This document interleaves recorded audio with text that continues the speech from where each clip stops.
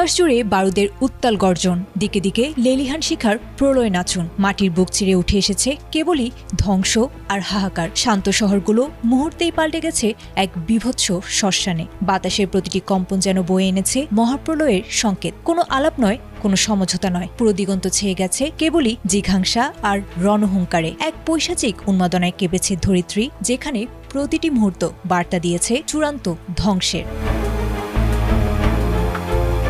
ইসরায়েলের আকাশে বয়েছে দুঃস্বপ্নের ছায়া। সর্বশেষ প্রাপ্ত তথ্যানুযায়ী বৃহস্পতিবার সকালেও ইসরায়েলি ভূখণ্ড লক্ষ্য করে নতুন করে ক্ষেপণাস্ত্র ছুড়েছে ইরান। এর মাত্র কয়েক ঘন্টা আগেই তেহরানে বিমান হামলা চালিয়েছিল ইসরায়েল। আইডিএফ জানিয়েছে ইরানি ক্ষেপণাস্ত্রের পাশাপাশি প্রায় একই সময়ে ইরাক থেকেও মিসাইল ছোড়া হয়েছে, যার ফলে মধ্য ইসরায়েল জুড়ে বর্তমানে সতর্কতামূলক সাইরেনের শব্দে তৈরি হয়েছে চরম আতঙ্ক।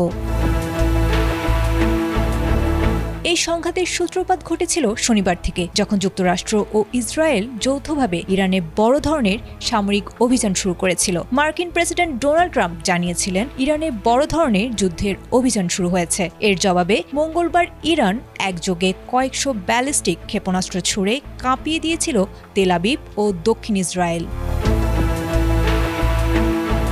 বুধবার রাত 11টার দিকেও ইরান দুটি মিসাইল ছুড়েছিল, যার প্রভাবে মধ্য ইসরায়েলে বেজে উঠেছিল সতর্কতামূলক সাইরেন। তেহরানের হুঁশিয়ারি অনুযায়ী বর্তমানে যুক্তরাষ্ট্র ও ইসরায়েলের সব স্বার্থ তাদের বৈধ লক্ষ্যবস্তু। ইতোমধ্যে কাতার, কুয়েত ও বাহরাইনের মার্কিন ঘাঁটিতেও হামলার খবর দিয়েছে সংবাদ মাধ্যম আল জাজিরা। বিশ্লেষকদের মতে মধ্যপ্রাচ্যের এই পাল্টাপাল্টি রক্তক্ষয়ী হামলা বর্তমান বিশ্বকে ঠেলে দিয়েছে এক চরম অনিশ্চয়তার দিকে।